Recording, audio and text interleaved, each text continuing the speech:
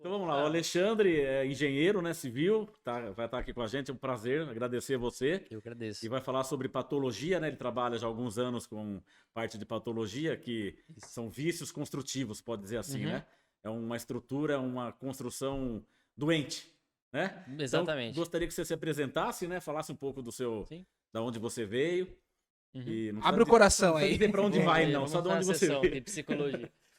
E vamos lá, vamos fazer Bom, um bate-papo. primeiramente quero agradecer o convite da gente Obrigado. poder estar aqui num bate-papo e trocar bastante ideia, bastante informação sobre patologia das construções, que foi o nicho que eu escolhi para estudar, que eu escolhi como um desafio, né, diário hoje na minha vida, e falo para você que é um estilo de vida, porque basicamente a gente dorme com problemas, acordamos com problemas e cada dia que passa a gente tem mais vontade de resolver problemas.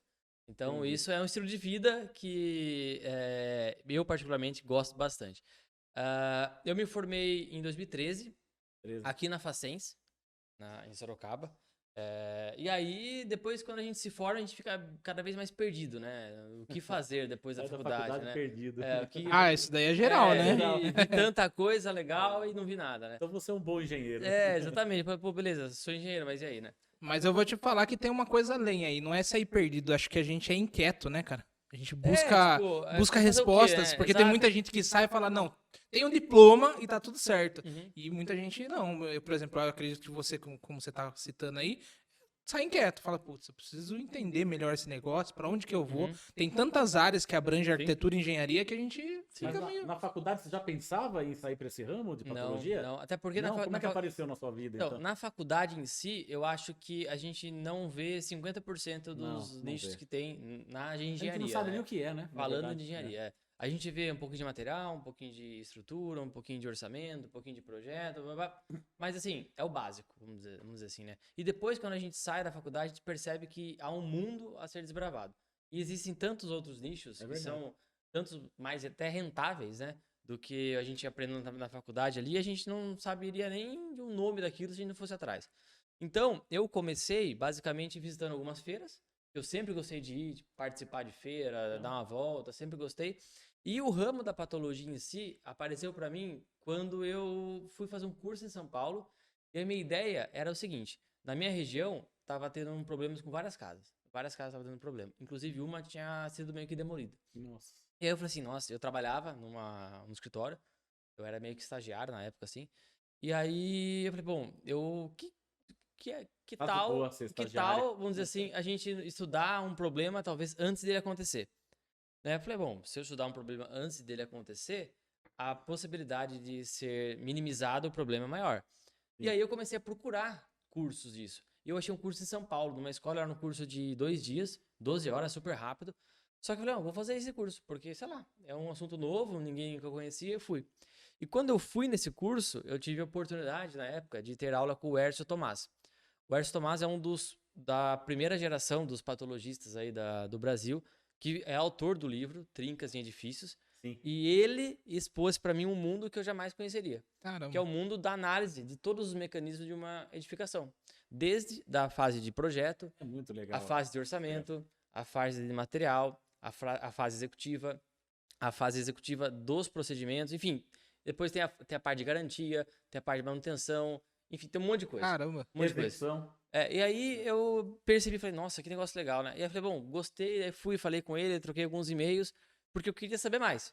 Né? Eu falei, beleza, mas tipo, fiz esse curso. Então você fez o curso e ainda teve algumas coisas que você foi se perguntando no metade do caminho. Porque assim, eu gostei disso, onde que eu acho mais informações disso. Eu gostei disso, onde que eu acho mais informações disso. E aí eu participei de um congresso brasileiro, o Simped, era um congresso online na época.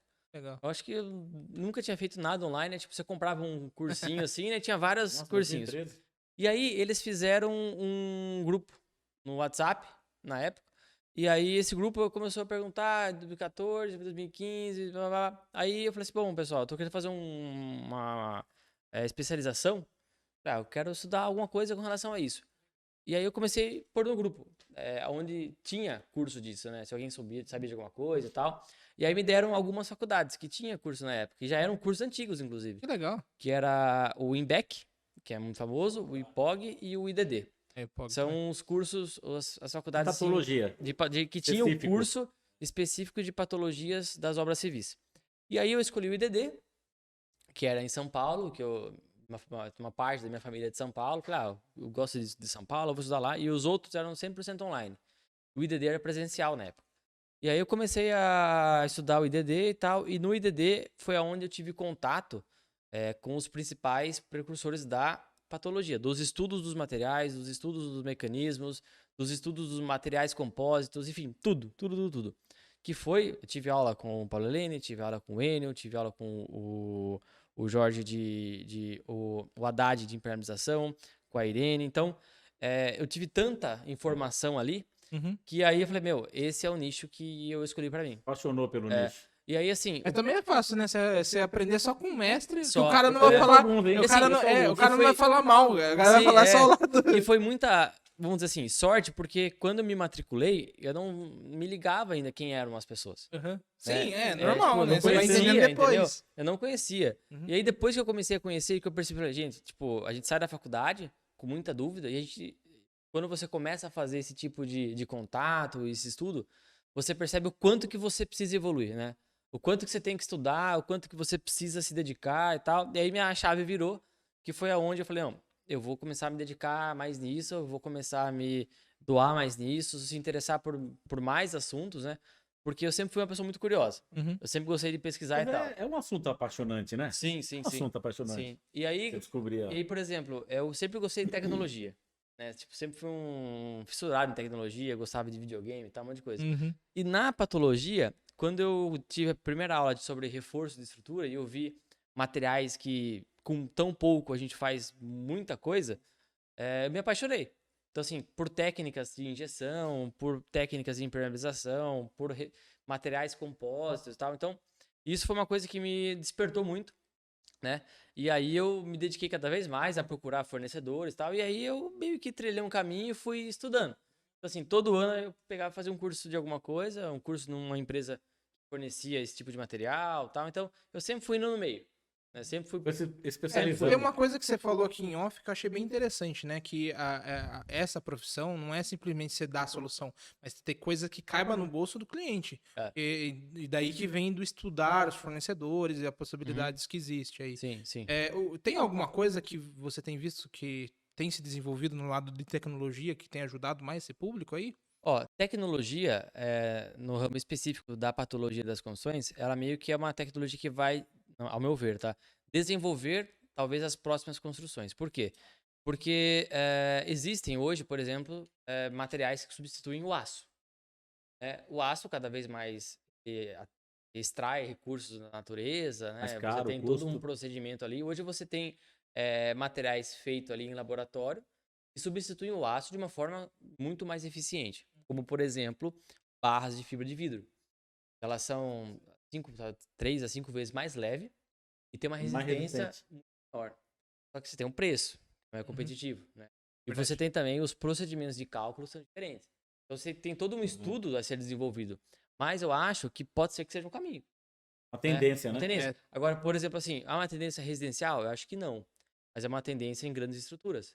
Por exemplo, estruturas que têm contato com o mar, por exemplo, que é um ambiente extremamente agressivo. Pontes, né, sobre mar. Barra de fibra de vidro, por exemplo, ela não sofre corrosão, que é um dos problemas mais corriqueiros em grandes estruturas. Então, é uma tecnologia que está aí desenvolvendo, que o pessoal está estudando. Tem uma outra tecnologia que está sendo bastante utilizada em residência, que é a MLC, né? Madeira laminada colada. Ela é uma tecnologia francesa, que na verdade é a cola, né? E apesar de tirar recurso, mas ele tira muito de madeira remanejada, né? Sim, então ele tira de lei, Isso. madeira de lei. E eu tenho visto muitos projetos A Tec Verde é uma empresa, se não me engano, de Curitiba. Eu acho que eles fazem muito disso. São construtores em wood frame, né? E em altíssimo padrão. E hoje a madeira está com preço muito competitivo. Na verdade, pra você ter uma ideia, antes da pandemia, ela já era um pouquinho bem mais barata, colocar aí 20% mais barata que o aço.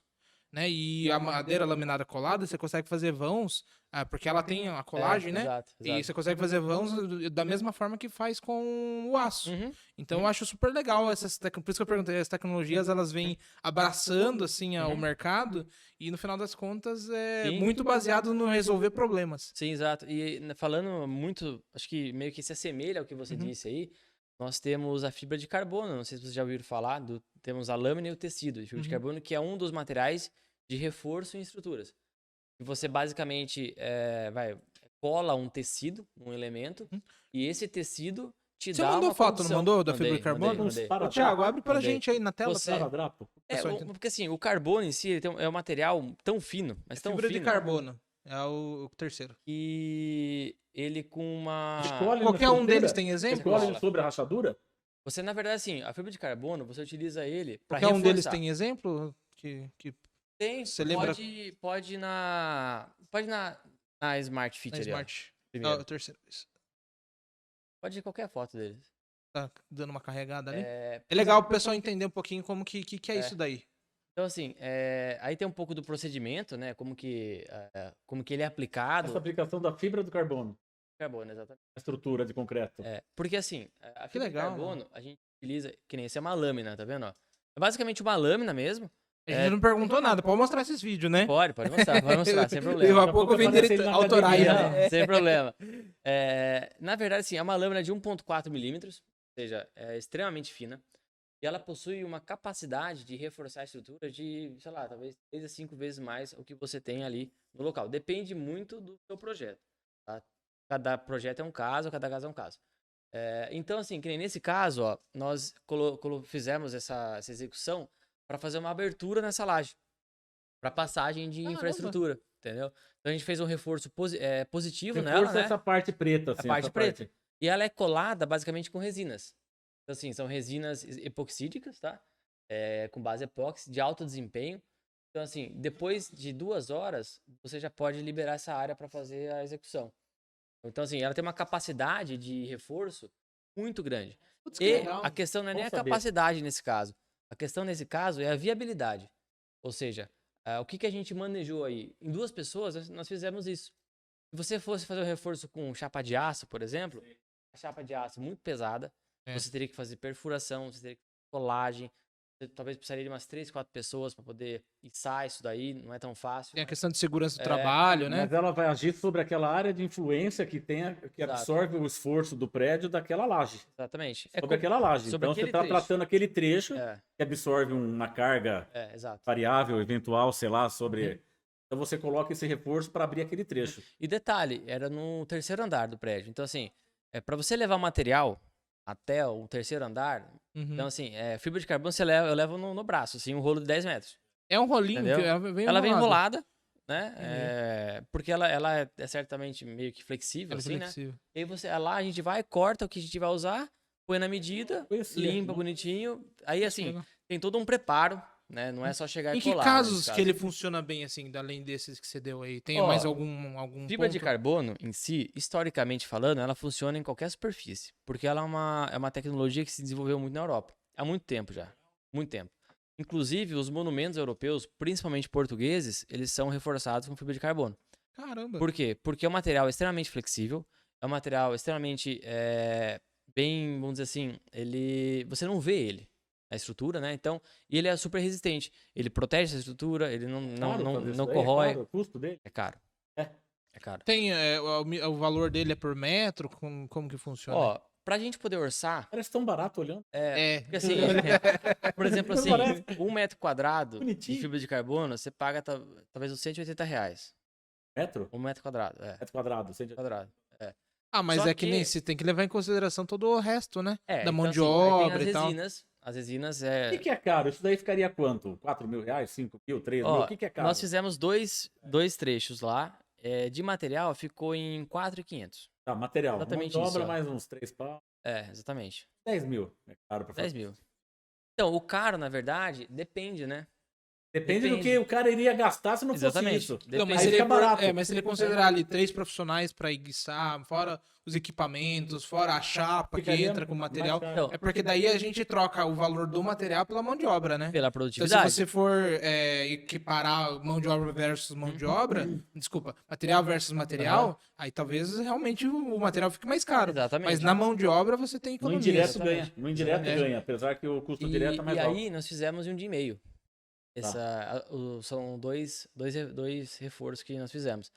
Se você fosse fazer em chapa, por exemplo, você demora muito mais. Cara, Muito mais. demora mais tempo, mais Muito mais indireto. tempo, mais pessoas. Então, assim, eu acho que ficaria até mais caro. nesse Agora, caso. você falou que tratou essa laje para você fazer já uma coisa planejada. E no caso de uma patologia, que essa laje você olha para ela e ela já tá com uma trinca enorme, certo? Então, Também é o mesmo remendo? Tem na outra pasta, tem uma sequência de fotos que Ah. ilustra muito bem isso que você falou. Qual pasta que é? Abre E pra ali nós foi lá, Thiago. planejado. Você ia fazer um recorte, você fala, pô, vou reforçar para fazer. Exatamente. E quando não é planejado, A do acontece meio, problema? a do meio. A Fibra de carbono. fibra de carbono. Essa daí, ó. Porque assim, ó, se você tem, por exemplo, numa viga, esse caso aí... Abre o que a primeira, acontece? Thiago, pra nós.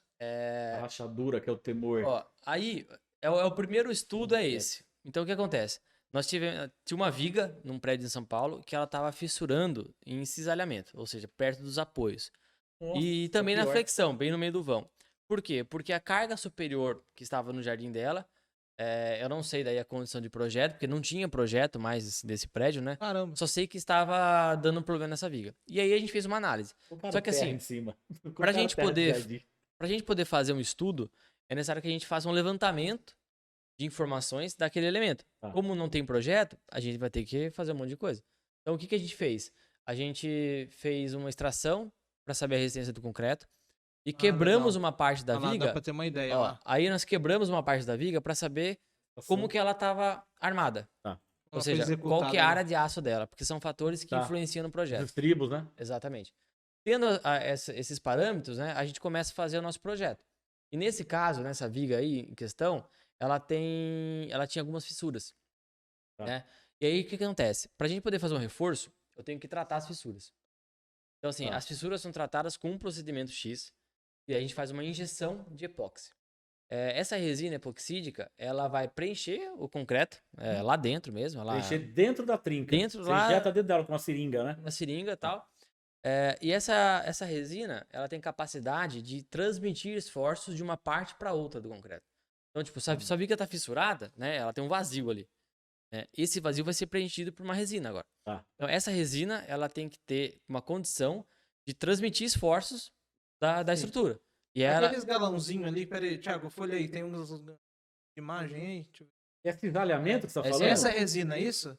Ah, resina de epóxi. Isso, Tá. exatamente. Essa resina é uma resina é um primer que a gente utiliza antes de aplicar a manta. Nesse caso, nessa viga aí, nós aplicamos a manta em fibra de carbono, que é um tecido mesmo, bem maleável, como se fosse uma coberta, vamos dizer assim.